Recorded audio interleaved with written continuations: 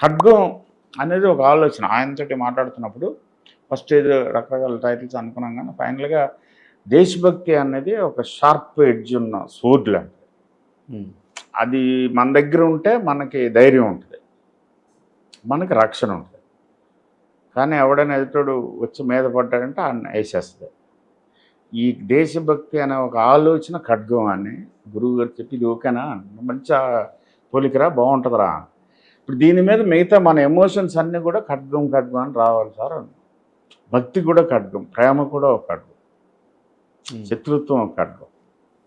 So ఇలాగా ఇది ఇండియాకి మిక్స్ చేసి చెప్తాను. దానికి ఆయన కూడా బాగా స్ట్రగుల్ అయ్యారు. ఎలాగ అంటే ప్లస్ చాలా సిచ్యువేషన్స్లో రావాలి. అది ఒక మామూలు రెగ్యులర్ పాటలాగా 2 చరణాలతో అయిపోయేది కాదు. దగ్గర 10 చరణాల వరకు రాశారు. ఒకవేళ ఖడ్గం కాకపోయి ఉంటే ఈ సినిమాకి ఏ టైటిల్ పెట్టుంటారు? బిఫోర్ ఇప్పుడు ఏదో అనుకుని ఉంటాం, భారతం అనో ఏదో ఓం అనో అలాగేదో అనుకుని ఉంటాం. ఈ సాటిస్ఫాక్టరీ లేదు.